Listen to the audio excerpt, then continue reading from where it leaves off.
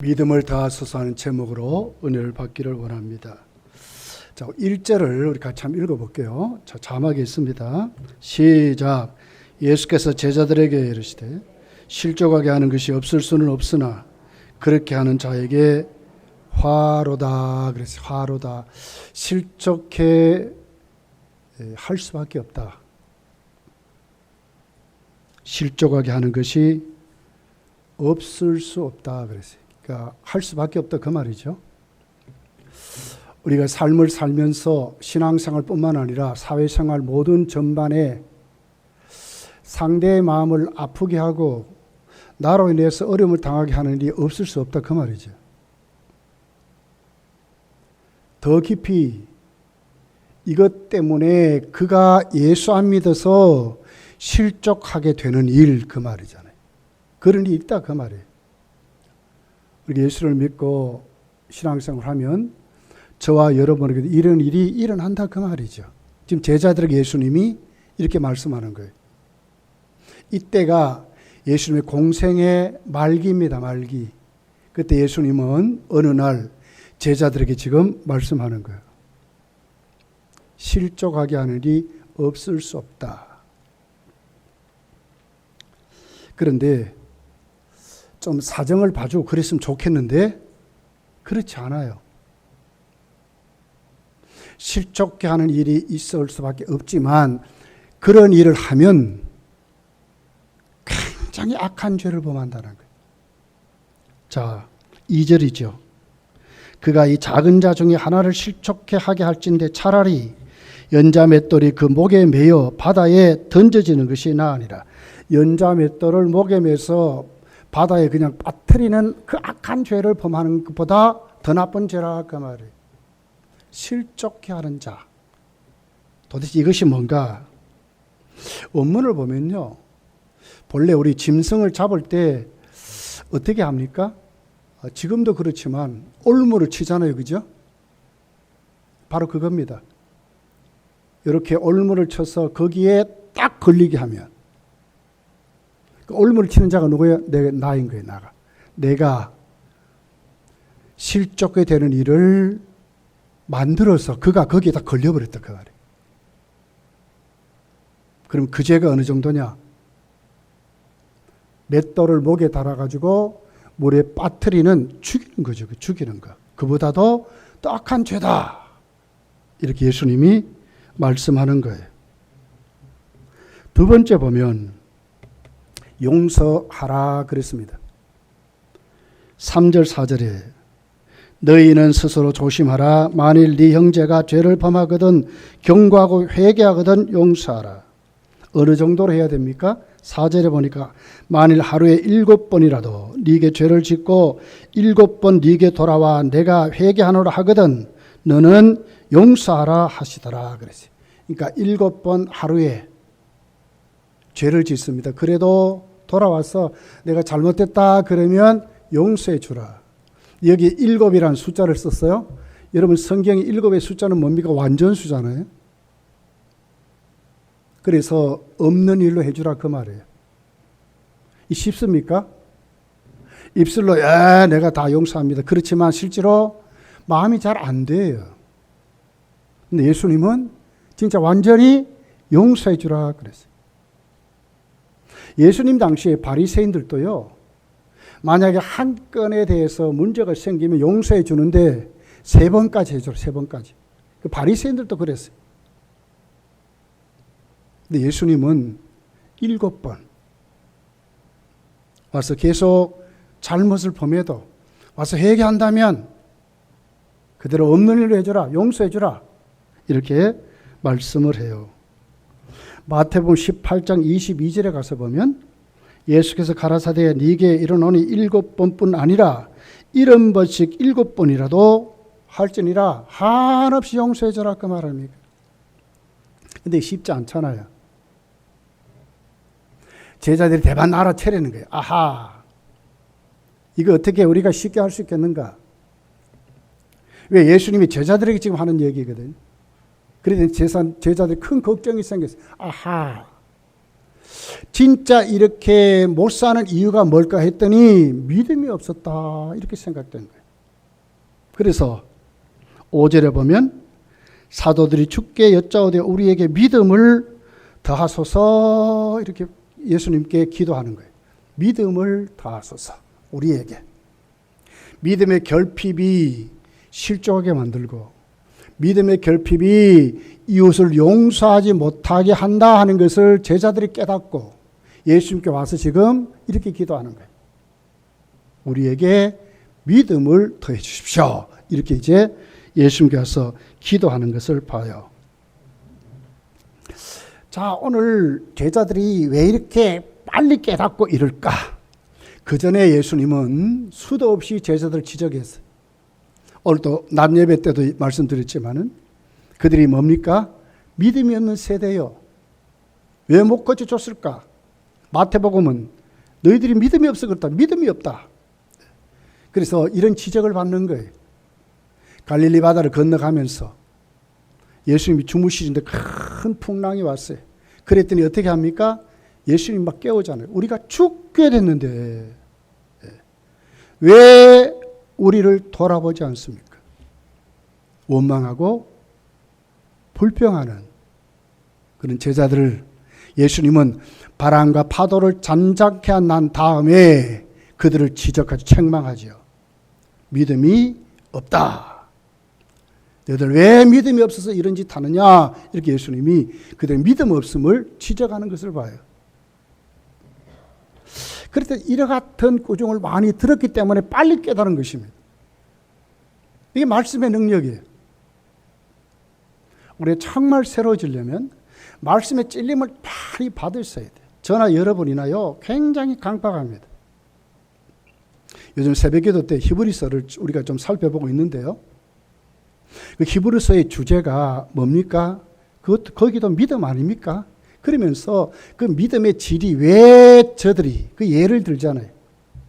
그 믿음의 대상이 예수님이래. 근데 왜 예수님 못 믿는가? 그들이 마음이 강팍해 그렇다는 거예요. 그래서 2장 3장에 가서 보면 광야 이스라엘 백성들이 40년 동안 광야 지내면서 하나님 말씀을 뭐 안 들었대요. 왜? 마음이 강팍해서. 결국 마음이 강팍하니까 하나님 말씀 못 듣고 순종하지 못해서 가나안 땅에 못 들어갔다 이러거든요. 아주 무서운 지적을 그렇게 하고 있는 거예요. 예수님 지금 그런 거예요. 책망하니까 그들이 말씀을 들으니까 꾸중을 들으니까 오해로 또 예수께 반발하는 심리가 아니라 하나님 말씀에 항복하는 겁니다.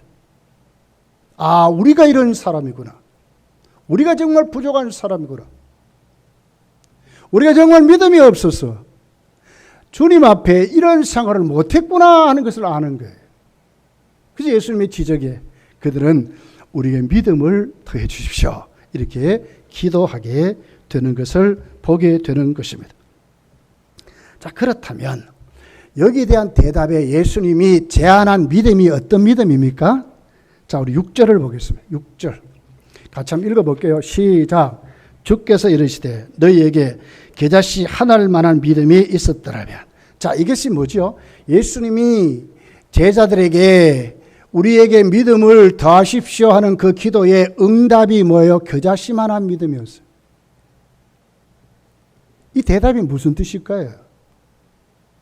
살아있는 믿음 이 말이거든. 죽은 믿음이 아니라 살아있는 믿음. 거기에 대한 대답이 너희들 살아있는 믿음을 가져야 돼. 예수님 지금 이렇게 얘기하는 거예요. 겨자씨만한 믿음만 있다면. 이 말씀이 뭘까요? 당시 바리새인들은요, 외부적으로 굉장히 자기들을 과시하고 드러내기를 즐겨하고 그랬어요. 쉽게 말하면 사람 의식하고 자기들이 누구인가를 늘 이렇게 드러냈어요. 근데 예수님이 지금 지적하는 것이 뭐예요? 보일까 말까 하는 믿음. 겨자씨만한 믿음. 이것은 우리에게 뭘 얘기할까요? 믿음의 본질을 말하는 거예요. 내적인 살아있는 믿음을 말하는 거예요. 어떤 교리적으로 막 그럴싸하고 막 이런 것이 아니라 진짜 단순한 믿음입니다. 생명 있는 믿음 이 말이에요. 정말 우리가 가져야 될 믿음이 뭔가?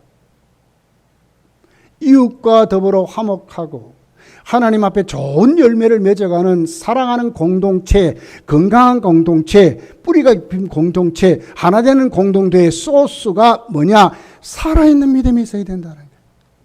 이게 살아있는 믿음, 생명 있는 믿음.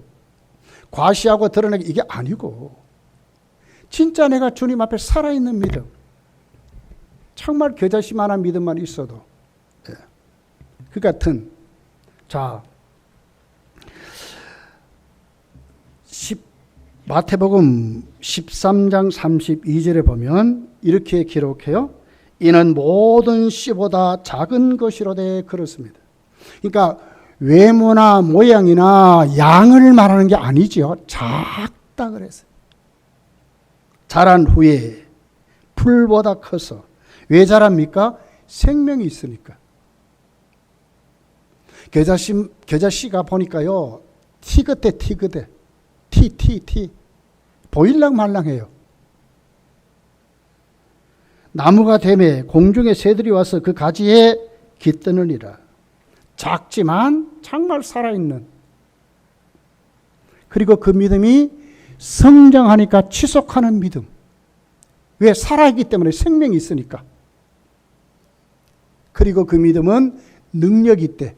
새들이 깃들 수 있는 능력 있는 믿음이라 이렇게 말해요. 역사가 있는 믿음이다 이렇게 말하는 거예요. 내 믿음이 살아있는가 죽었는가는 뭘 보면 알아요? 오늘 이 말씀이에요. 내 믿음이 정말 하나님 앞에 내려놓을 때 내 믿음이 현재 살아있고 성장하고 내 믿음이 주로 말미암아 커가고 있는가에 키가 있는 거예요. 아무 반응이 없다면 그 믿음이 살아있는 믿음일까요? 아니지. 예수님은 지적하는 거예요. 공동적 생활, 교회 생활, 사회 생활에 너희들이 실족할 수밖에 없는 일을 한다는 거예요. 다 똑같아. 다 그럴 수밖에 없다는 거예요. 그런데 그죄 지으면 안 돼. 그러는 거예요. 지을 수밖에 없는데 그죄 지으면 안 돼. 악한 죄야. 한 걸음 더 나가서 사랑하래. 용서하라는 거예요. 결코 쉽지 않습니다. 그럼 어떻게 해야 되는가? 제자들이 자신들을 내려놓잖아요. 주여 정말 우리가 부족합니다. 이렇게 못 살아왔습니다. 앞으로도 힘들 것 같습니다. 그러니 믿음을 주시오. 이렇게 살 수 있도록 은혜를 주시오. 그랬더니 예수님의 대답이 뭐지요? 살아있는 믿음. 겨자씨 같은 믿음이지만 살아있는 믿음. 거기에 대해서 예수님은 응답을 하고 있는 것을 보는 것입니다. 그렇다면 그 살아있는 믿음의 척도가 어디 있습니까? 반드시 살아있는 믿음에는 역사가 있다는 거예요. 역사. 결과가 주어진다는 거예요. 반응이 주어진다는 거예요. 자, 오늘 6절입니다. 하반절에 보니까 이 뽕나무 들어 뿌리가 뽑혀 바다에 심기어라 하였을 것이요 그것이 너희에게 순종하였으리라. 뽕나무가를 뽑아가지고 바다에 심을 수 있대요. 근데 그 뽕나무가 순종한대. 이 역사를 말하죠. 믿음의 역사를 말하죠. 마태복음 17장 20절에 보니까 진실로 너희에게 이르노니 만일 너희에게 믿음이 겨자씨 한 알만큼만 있어도 이 산을 명하여 여기서 저기로 옮겨지라 하면 옮겨질 것이요 또 너희가 못할 것이 없느니라. 못할 것이 없대요. 산을 옮기는 믿음. 역사를 말하거든요. 결과를 말하잖아.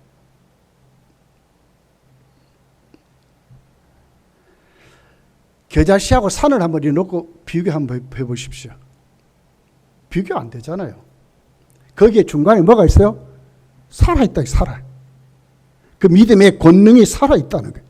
그랬더니 겨자씨가 산을 이기는 거죠. 우리에게 수도 없이 밀려오는 수많은 어려움들, 인간관계의 어려움들, 또 우리 주님의 말씀 앞에 우리가 세워져서 믿음 생활하는 모든 어려움들이 진짜 너희 믿음이 살아있다면 거기에 대한 결과를 이룰 수 있다는 거예요. 그대로 이길 수 있고 행할 수 있다고 말씀하는 거예요. 실족할 수밖에 없지만 실족하지 않게 할 수 있다는 거예요. 다 할 수밖에 없지만 진짜 살아있는 믿음은 안 그럴 수 있다는 거예요.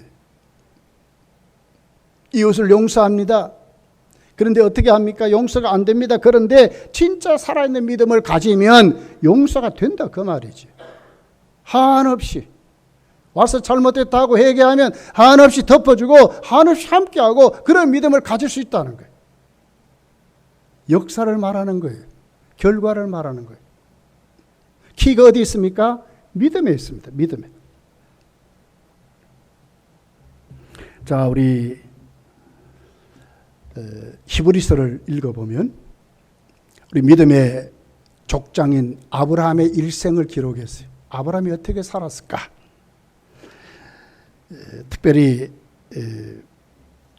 그 모습들을 쭉 이제 기록하면서 너무 가버렸는데, 자, 그러면서 여기 보면, 자, 겨자씨가 아무리 작아도 거기에 생명이 있기 때문에 우리가 하나님 앞에 우리의 초라한 모습 속에서 우리가 어떻게 우리의 모습을 이루어 가느냐. 바로, 자, 왜 그 당시 사람들이 예수님을 못 믿었는가 하는 거죠. 왜 예수님을 못 믿었을까요? 겨자씨만 봐서 그래요. 겨자씨는 그 자체는 볼품이 없잖아요. 보일랑말랑하죠. 예수님은 이력이 뭡니까? 목수의 아들입니다. 출신 성분이 그렇게 뛰어나지 않습니다. 자랑할 것 아무것도 없습니다. 그랬더니 예수님을 그대로 그것 보고 안 믿는 겁니다. 그런데 자, 예수님의 믿음의 그 역사는 예수님 어떤 분이죠? 히브리서는 이렇게 기록해요. 히브리서 2장 14절에 자녀들은 혈과 육에 속하였으며 쓰매 그도 또한 같은 모양으로 혈과 육을 함께 지니심은 죽음을 통하여 죽음의 세력을 잡은 자 곧 마귀를 멸하시며 예수님 누구시라고요? 마귀를 멸한대. 혈과 육을 가지고 오셨지만 그분은 외모적으로나 신분적으로는 보잘것없다. 그러나 그분이 왜 오셔서 하는 역할은 마귀를 멸한다. 바리새인도 하지 못했고 서기관도 하지 못했고 어떤 종교 지도자 선지자도 하지 못했는데 예수님 마귀를 멸하는 분이라고 이렇게 말하는 거예요. 겨자씨는 볼 것 없습니다. 그러나 그 겨자씨 속에 생명이 있기 때문에 그 생명이 능력을 일으킨다는 거죠. 예수님이 그런 분이라는 거예요. 요한일서 3장 8절에 보면 죄를 짓는 자는 마귀에게 속하나니 마귀는 처음부터 범죄함이라.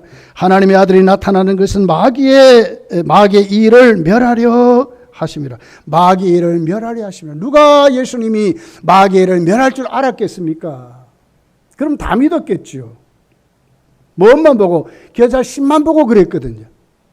그런데 그 겨자씨는 예수님이 말씀하는 것은 겨자씨 그 자체 그 모양을 말하는 게 아니잖아요. 그 속에 있는 생명을 말한다. 예수님 바로 그런 분이다. 이것을 우리가 놓치지 말아야 된다는 거예요. 제자들이 지금 예수님이 지금 이것을 얘기하는 거예요. 너희는 돌아가는 현상만 보느냐? 오늘 너에게 있는 현실만 보느냐? 너희 상황을 보느냐? 아니라고 하는 거예요. 여기에서 나와야 된대. 어떤 것으로? 살아있는 믿음으로. 주님이 주신 믿음으로. 그들이 살아있는 믿음을 가지면 반드시 거기에 그 역사들의 능력이 나타나 이야기를 만들고 간증거리를 만들고 하나님 나라를 이루어 간다고 말씀하는 거예요. 이런 우리 속에 문제 없을 수 없어요. 연세 많은 분들은 가장 1순위가 자꾸 병이 찾아오자는 병이. 근데 문제입니다. 어려움입니다. 조금 우리 아이들이 크는 우리 부모님들은 우리 아이들의 문제가 많아요. 그럼 어떡합니까? 그냥 가는 대로 살아야 됩니까? 아니라는 거예요. 그런 것을 우리가 정말 알게 되면 어디로 와야 합니까? 믿는 자가 되어야 된다는 거예요. 살아있는 믿음을 가져야 된다는 거예요.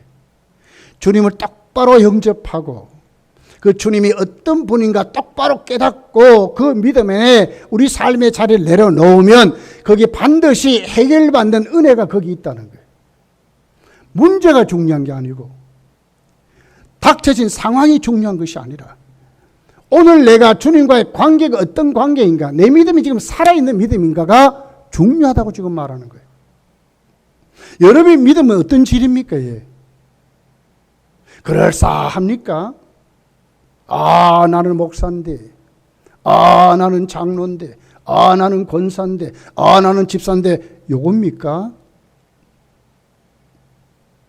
아니죠. 주님과 똑바로 맺어진, 주님을 똑바로 확실히 믿는, 살아있는 생명 있는 믿음이 우리의 믿음이 되어야 된다는 거예요.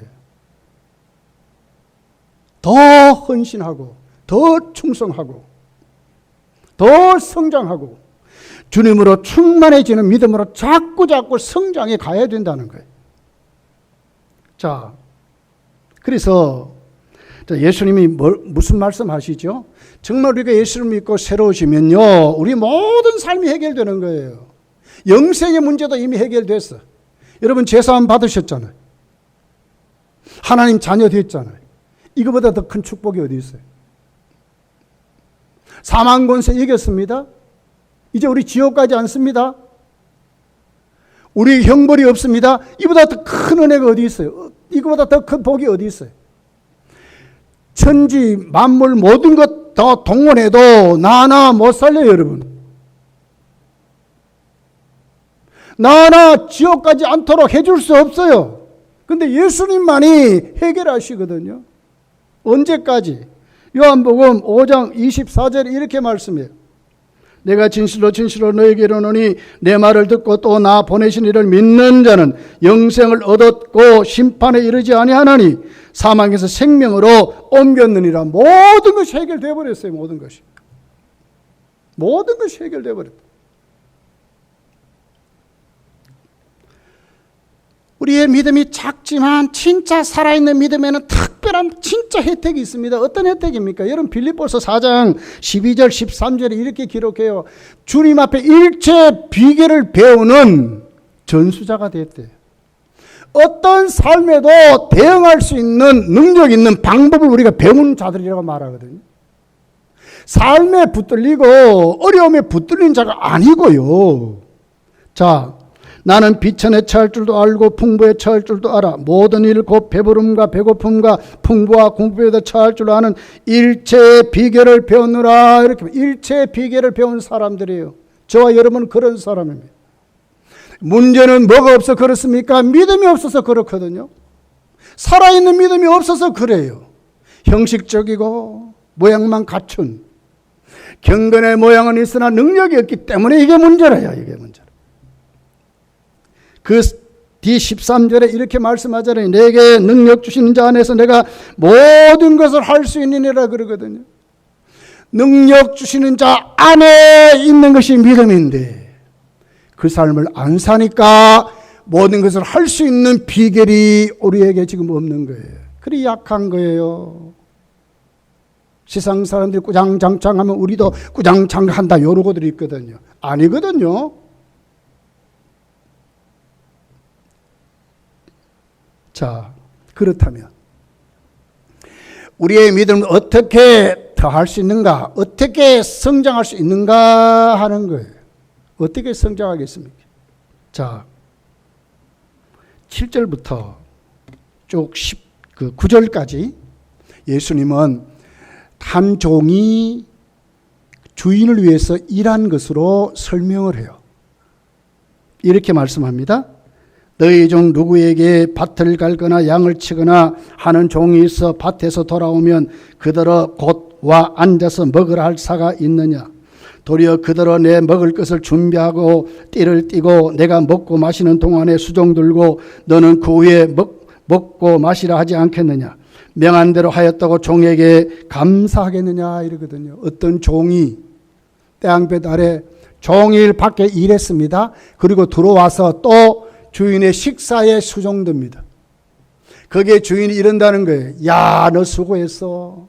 너 너무나 고마워. 이렇게 안 한대. 이건 뭘 얘기해요? 네.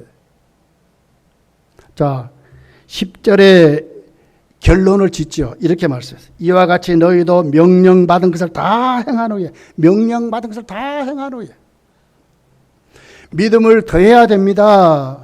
살아있는 믿음을 가져야 합니다. 그게 중요한 키가 뭡니까? 순종이에요. 순종. 순종이 있어야 돼요. 순종이. 살아있는 믿음을 순종하는 믿음입니다. 예. 문제는 순종하지 않아서 그렇거든요. 믿음이 성장하지 않는 이유는 순종하지 않아서 문제라요. 내 고집대로 믿습니다. 내 방법대로 믿습니다. 내 상황대로 형편에 맞춰서 믿으니까 더 성장이 안 되는 거예요. 그러니 어떤 어려움이 와장창 무너져 버려요. 왜 자꾸 우리가 이웃과 불화하면서 얼굴 붉으면서 자꾸 다투고 싸우고 왜 그럽니까? 왜 실족게 합니까, 여러분? 믿음이 없어 그렇다는 거예요. 근데 그 믿음이 뭐라고요? 예수님이 처방전이 살아있는 믿음이래. 그 살아있는 믿음이 뭐라고요? 순종하는 믿음. 순종하는 믿음이 돼야 우리 믿음이 자꾸 커서 실족해 하는 일을 안 한다고 하는 거예요. 철이 드는 거죠. 철이. 어른이 되는 거죠. 믿음의 성숙자가 되는 거죠. 교회를 생각할 줄 알고 공동체를 생각할 줄 알고 내 이웃을 생각할 줄 알고 하나님의 사역을 생각할 줄 아는 사람으로 세워지게 되는 거죠. 그래서 10절이 확실하게 결론을 짓죠. 자, 이와 같이 너희도 명령받은 것을 다 행한 후에 이르기를 우리는 무익한 종이라 우리가 하여야 할 일을 한 것뿐이라 할지니라 그러잖아요. 뒤에 대가가 없어요. 순종하는 것으로 끝나는 거지요. 이것이 믿음이 성장하는 방법이고 살아있는 믿음의 실천에서 역사를 이루는 믿음이라는 거예요. 우리 대개 그 자리를 못 가는 게 문제거든요. 자, 이제 히브리서 사람 가보겠어요. 자, 아브라함을 한번 보십시오. 아브라함이 어떻게 순종했는가? 히브리서 11장 8절에 보면 이렇게 기록해요. 믿음으로 아브라함은 부르심을 받았을 때 순종하여 장래 유업으로 받을 땅에 나아갈세. 순종하여 나갔대. 이것이 아브라함의 믿음이었어요. 갈 바를 알지 못하고 나아갔으며 뭘 알고 나갔습니까? 하나님이 명령한 대로 그대로 순종한 거예요. 제가 지난 주일날 말씀드렸죠. 이해가 먼저가 아니라 순종이 먼저다. 순종하면 이해된다. 믿습니까? 순종하면 이해됩니다. 순종하면 깨달아집니다. 순종하면 알게 되는 거예요. 이해가 먼저가 아니라 순종이 먼저입니다. 순종. 아브라함이 지금 그랬다는 거예요. 이러므로 죽은 자와 같은 한 사람으로 말미암아 하늘의 허다한 별과 또 해변의 무수한 모래와 같이 많은 후손을 이니 생육하였느니라. 그러니까 결과가 있는 거예요. 순종했더니 하나님이 역사하신 거예요. 자, 모세는 어떻게 살았습니까? 히브리서 11장 29절에 보면 믿음으로 그들은 홍해를 육지같이 건넜으나 애굽 사람들은 이것을 시험하다가 빠져 죽었다. 애굽 사람도 시험해서 빠져 죽었대. 근데 이스라엘 백성은 어떻게 모세의 명령 따라 하나님께 순종해서 건너갔다는 거예요. 미리 뭐 어떻게 결과를 듣고 간 게 아니거든요. 순종해서 가서. 애굽 사람은 왜 빠지고 시험해서. 여리고 성도 똑같습니다. 왜 무너졌는가? 어떻게 무너졌는가? 30절에 보니까 믿음으로 7일 동안 여리고를 도니 성이 무너졌대. 7일 동안 도르니까 무너졌대. 이 순종이거든요. 31절에 보면 믿음으로 기생 라합은 정탐꾼들을 편안히 영접하였으므로 순종하지 아니하는 자와 같이 멸망하지 아니하였도다. 순종하지 아니한 자들은 멸망했대. 근데 기생 라합은 안 그랬다는 거예요. 예수님은 누구십니까? 왜 십자가에 죽으시고 우리를 구원하시면서 예수님은 우리에게 어떤 존재입니까? 히브리서는 우리에게 가르쳤어요. 5장 8절 9절에 보면 이렇게 말합니다. 그가 아들이시면서 받으신 고난으로 순종함을 배워서 고난을 실천했다, 그 말이거든요. 온전하게 되셨은즉 자기에게 순종하는 모든 자에게 영원한 구원의 근원이 되시고, 그래서 순종하는 모든 자에게 구원의 근원이 됐대. 구원이 됐대. 주님이 그런 분이거든요. 믿음을 더하는 방법이 뭐라고요? 순종하는 거예요. 순종하는 거예요. 이에 대해서 순종하는 것이 아니라 하나님 말씀이기 때문에 순종하는 것이지요. 하나님의 역사이니까 순종하는 것이지요. 주의 일이니까 순종하는 것이지요. 하나님의 향기로 전도자이니까 순종하고 사는 것입니다. 이것이 역사를 이루는 신앙이고 믿음을 더하는 방법이라고 이렇게 지금 우리에게 말씀을 하고 있습니다. 왜 그러면 순종하지 못할까 하는 거예요. 왜 이 믿음으로 우리가 돌아오지 못할까? 첫 번째가 교만해서 그렇습니다. 교만해서 그렇습니다. 교만해서. 그리고 자꾸 자신에게 맞추어서 나는 약한 자 이러고 순종하지 않아서 이 불신앙 때문에 여러분 하나님 앞에 순종하지 못해서 그렇습니다. 다 나에게 맞추고 믿거든요. 자, 우리는 누구입니까? 주님이 우리를 값으로 샀어요. 우리는 주님의 종이요, 종. 자, 고린도전서 6장 19절 20절에 이렇게 말씀해요. 너희 몸은 너희가 하나님께로부터 받은 바 너희 가운데 계신 성령의 전인 줄을 알지 못하느냐. 너희는 너희 자신의 것이 아니라 값으로 산 것이 되었으니 그런즉 너희 몸으로 하나님께 영광을 돌리라 그랬어요. 값으로 샀습니다. 주님의 것이 됐습니다. 쉽게 말하면 종이 된 것입니다. 지금. 왜 순종하지 못하는가? 내 신분을 몰라서 그래요. 자, 오늘 예수님이 그들에게 가르쳐준 비유에서 무엇을 합니까? 종들이 여러분 하루 종일 떼약볕 밑에 나가서 일했습니다. 그리고 돌아왔습니다. 주인의 밥상을 수종 들었습니다. 그리고 그들의 입술이 지금 뭐라고 이야기합니까? 이렇게 얘기해요. 무익한 종이라 우리가 하여 할 일을 한 것뿐이라 할지니라 이러거든요. 이거 신분을 말하는 거예요. 종의 신분을. 우리는 무익한 종이라는 거예요. 당연히 이렇게 하는 것이 맞다 그 말 아닙니까? 왜 순종하지 못하는가? 우리가 교만해 그렇다니까요. 내 신분을 몰라서 그래요. 주님이 우리를 값으로 사놓았는데 주님의 것이 됐는데 무익한 종이 됐잖아요. 무익한 종이잖아요. 이렇게 말하라 그러잖아요. 종일과 일을 해도 와서 당연히 또 주인의 밥상을 수종드는 자들이라고 하는 거예요. 이것이 순종입니다. 내 신분을 똑바로 알고 겸손히 낮아져서 오늘 제자들이 주님 앞에 우리에게 믿음을 더하소서 했던 것처럼 우리가 주 앞에 오늘도 겸손한 종들로 세워지면 순종하는 사람들이 된다는 거예요. 이것이 오늘 주님이 우리에게 말씀하는 처방전입니다. 처방전. 둘째는 왜 그렇습니까? 자꾸 왜 우리가 핑계댑니까? 우리 형편에 맞춥니까? 나는 약한 자라고 말합니까? 나는 가진 것이 없다고 말합니까? 아니거든요. 불신앙입니다. 불신앙. 걸맞도록 헌신하고 충성하셔야 돼. 누가 직분을 줬습니까? 누가 우리를 구원시켰습니까? 누가 오늘 이 자리까지 앉혀놓았습니까? 하나님이 당신의 영광을 위해서 하나님이 우리를 불쌍히 여겨서 자기 백성을 저희 죄에서 구원하시는 오셔서 임마누엘 하시기 때문에 이 자리까지 왔잖아요. 내게 있는 모든 것이 누구 것입니까? 하나님 것이잖아요. 근데 자꾸 나는 나를 보는 거예요. 내 것인 양 여기고 사는 거예요. 그러니 자꾸 내 형편에 맞추어요. 내 신분에 맞추어요. 내 삶의 정황에 맞추 아니거든요. 그러면 안 되거든요. 이건 전부 어떻게 보면 불신앙이라 하는 거예요.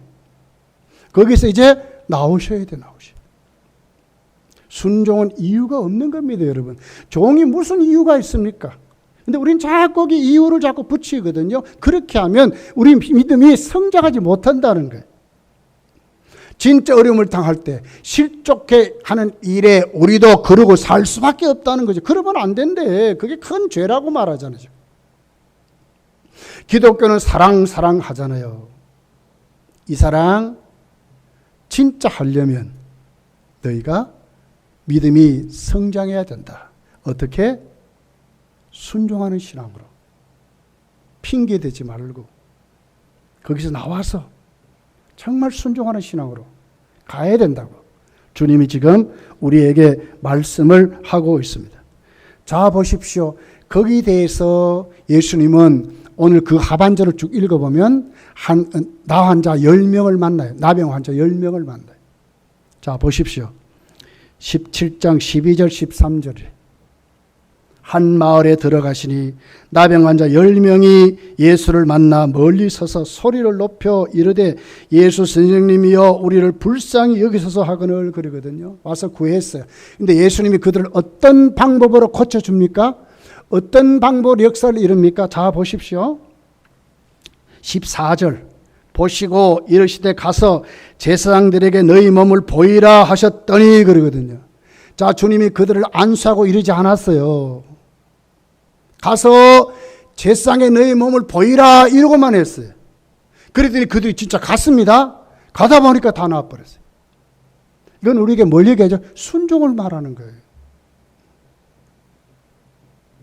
믿음을 더하려면 순종하는 신앙으로 가야 된다는 거예요. 거기에 어떤 이유라든지 이게 아니고 정말 하나님 앞에 온전히 바르게 순종하면 이해가 된다니까요. 깨달아진다니까요. 왜 그랬는지 알게 된다니까요. 그 사랑의 하나님이 오늘 나를 어떻게 세워지는지 우리가 알게 된다니까요. 가다 보니까 자, 보십시오. 몸을 보이라 하셨더니 그들이 가다가 깨끗함을 받았다 이러거든. 받은지라 이러거든. 순종하게 되기를 열심히 축복합니다. 순종하셔야 돼요. 이것이 우리 믿음을 더하는 방법이에요. 자꾸 이유 달지 말고요. 그 자리에서 하나님께 순종하는 사람. 자, 그리고 어떻게 합니까? 가다 보니까 한 사람이 깨달았어요. 야, 예수님이 명령하니까 우리가 순종하니까 우리가 낫구나. 그러니까 어디로 옵니까? 나를 말씀해 주셔서 깨끗게 하신 진짜 치료자에게 오는 거예요. 15절 16절 이렇게 말씀해요. 그 중에 한 사람이 자기가 나은 것을 보고 큰 소리로 하나님께 영광을 돌리며 돌아와 예수의 발 아래 엎드려 감사하니 그는 사마리아 사람이라 이랬어요. 순종하는 신앙입니다. 그리고 깨달았습니다. 그리고는 누구를 위해서? 주님을 위해서 온 거예요. 주님께 영광 돌리는 거예요. 이 신앙이 우리 믿음이 더하는 신앙입니다. 우리 믿음이 자꾸 성장하려면 순종해야 합니다. 자꾸 성장하는 신앙의 결과가 어떻게 나타난다고요? 나를 키워주시고 오늘을 있게 하신 그 주님 앞에 내 삶이 내려놓고 감사할 줄 아는, 할렐루야, 영광 돌 줄 아는 믿음으로 세워진다는 거예요. 이 믿음까지 가야 된다고 말씀하는 거예요. 자, 에베소서 4장 13절에 이렇게 기록해요. 우리가 다 하나님의 아들을 믿는 것과 아는 일 하나가 되어 온전한 사람을 이루어 그리스도의 장성한 분량이 충만한 때까지 이르니, 그리스도의 장성한 분량이 충만한 때까지 이르러야 된다고 말하잖아요. 우리 다 이제 구원 받았습니다. 그런데 이 구원의 믿음이 약해서는 안 되는 거예요.